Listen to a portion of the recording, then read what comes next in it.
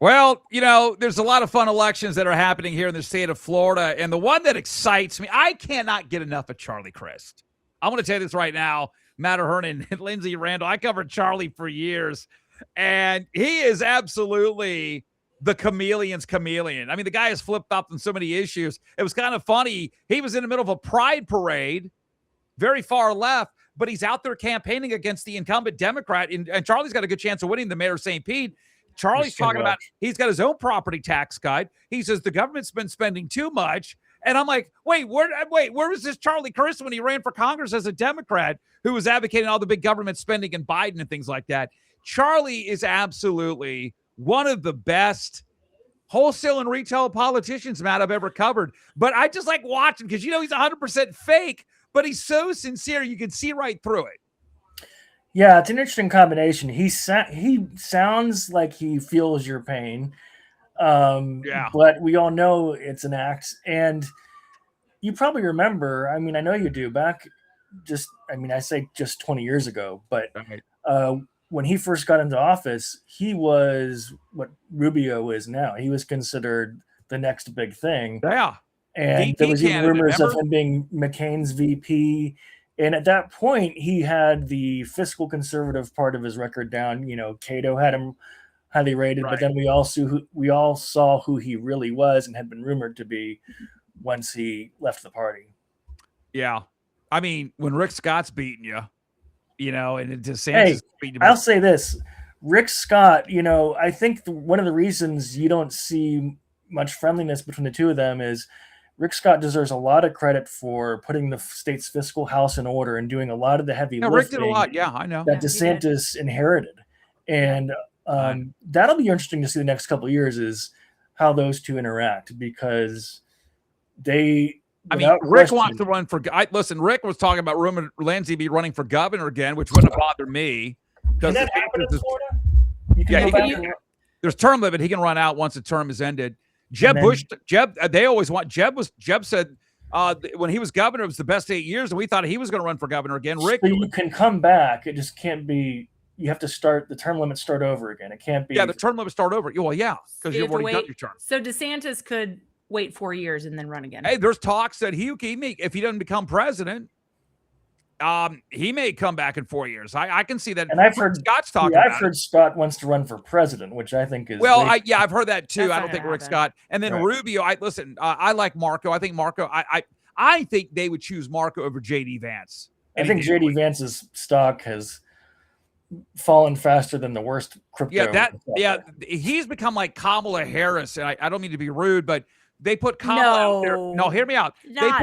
They put Kamala out there on the border when nobody was talking about doing anything for the border. She was the lightning rod. And most of these Republicans aren't even campaigning for this Iranian MOU. A lot of the conservatives don't like it. And I like JD, but he's all over the map because the MOU says this and he's claiming it says that, and it's not matching up there. I don't know. I know a lot of reports that JD was against going into Iran, which a lot of people were as well. Charlie Kirk, when he was alive. But I don't know, man. I mean, it's a little too early for the presidential politics. But I will tell you this, Lindsay. I think it's way too early. We got to wait and see what happens in November. And I know that if Republicans don't win, it's going to be because they didn't pass the Save America Act. When Republicans could win without the Save America Act, that's going to be the excuse. That's not the only reason. They can't keep saying, "Well, we couldn't win," and blah blah blah. And I mean, I don't know if I would count JD or Marco as the frontier, depending on what may happen. If the Republicans lose or lose pretty good, they may come in and go, guys, we've done it your way. We need somebody else coming in, and that can Look how quiet. Go ahead, Lindsay. Hold on, let me get Lindsay. Go ahead, Lindsay. Well, I think that there's just so much time. I mean, so much happens in just 1 month, and people have such a short attention span. And then on top of that, they have a very short memory. So they're not going to remember when it comes to the presidential campaigning, which is going to happen, in a couple years. It's starting now, obviously, but they're not going to remember what JD Vance said here with the whole Iran thing. They're just not going to do it. Well, I don't know. I just think there's just too much time that's going to go past before then. Look how quiet Rubio has been the last 2 weeks. And I think that says a lot. Initially, everyone thought that he was. Rubio didn't never agreed with Trump on a whole lot on the campaign. And he didn't agree with Trump on tariffs and didn't agree with the foreign policy. And I get a feeling that he's not a big fan of how Trump has negotiated with Iran in the last couple of weeks. So initially, Rubio was seen as the mastermind of Trump's foreign policy and all the decisions. And now, it doesn't seem like the three of them, Vance, Trump, and Rubio, are on the same page with Iran at all. And I do think that by the time, 2028 campaign starts, yes, Iran will probably be a distant memory, fingers crossed and prayers. But at the same time, Rubio has to have something to run on other than. Have you seen this new show called Jubilee, the political show? Mm-hmm. So it is where one reporter or one lib or one person takes on 20 MAGA people. Oh, yes. I'm familiar with that. Yeah. Glenn Greenwald was on it. I want to see this. It is entertaining. I won't use the foul language. AF. It is entertaining as anything. I'm like, put me on that show because I'm a free market conservative. I can support some of the Trump stuff. I can also oppose some of the Trump, Bernie Sanders, and Elizabeth Warren stuff that Trump supports. And the first term of Trump was more conservative. And the whole thing about it is I always say I love consistency, but be like consistently right. And I've said this 1,000 times. Trump's not that big of a conservative. He's way better than Biden, but I expect elected officials to change their views.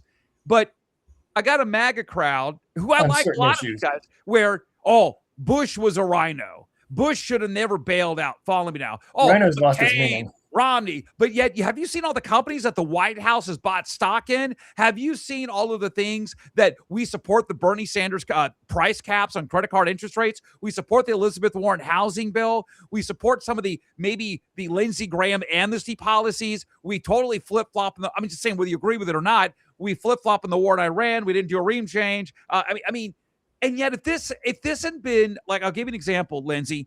If this Iranian deal was done by Biden or Obama, we would be calling them a bunch of, fascists, whatever.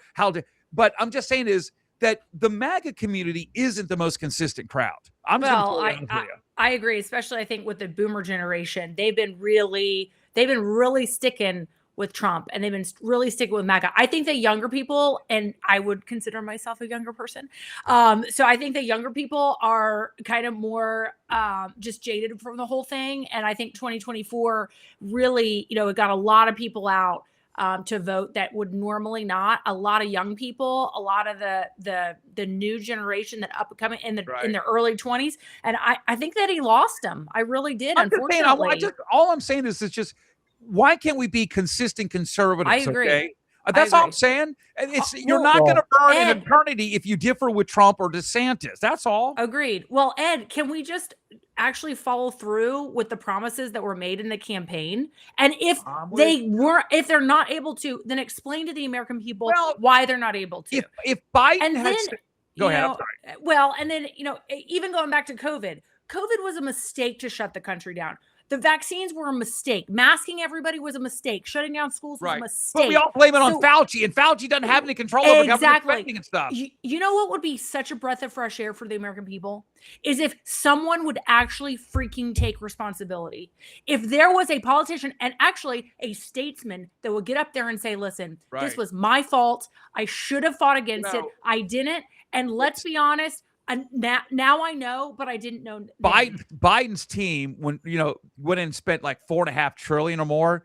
Do you know what they said? Well, wait, Trump spent $5.2 trillion. That was okay for him to do it, but not for us. Right. And more people actually. And I'm not a Biden guy. I'm just saying there were more people that died from COVID under Biden than Trump. So that was good. Well, Trump did it. We had to spend money. And then the MAGA community, out of the $5 trillion, defends the amount of spending that Republicans actually, like Rick Scott and Mike Waltz, who's the UN ambassador, they voted against the Trump spending. And then they blame all of the inflation on Biden. I'm like, no, the inflation actually started under Trump. Guess who was the lone Republican who opposed the Tom Massey. Yeah. And how did Trump... You didn't ask the question. I just said Tom Massey. Well, no, you were close enough. Because he was only one who vocalized any opposition and voted against any of that. And ever since then, Trump made him Republican enemy number one, and we saw what happened. I just get sick. I mean, consistent conservatives. If it was fine, which I was happy to call out Bush. I mean, we actually started the bailing out of the companies, and Obama gets in and starts getting shares of the companies with the government. And of course, the American we never got our $50 billion back from what did we ban? It was a GM, and Trump does it where you own shares of stock. That's national security, Ed. Well, his sons have also profited off drone companies, and there was another one the New York Times brought up yesterday. There's no doubt that his sons are getting just as many kickbacks, if not much. Actually, they're getting many more kickbacks. This is than what Hunter I'm Biden saying. ever did. I don't want, Lindsay, all of this Democrats, if they win, they've already forecasted their plan. We're going to going after Trump after the ballroom. Give me a break. But now, but we may go after Trump on the cryptocurrencies. Trump is sometimes creating this stuff, as Matt pointed out. Who was it that had an article come out? I'm trying to remember. Was it Forbes recently, after some of the deals with NVIDIA and Amazon, then Trump's buying stock. I want to see things get done. Instead, I understand the Democrats aren't going to cut Trump any slack, Lindsay. I get it. But don't give them any ammunition while you're at it. Yeah. It should be principles over party every day.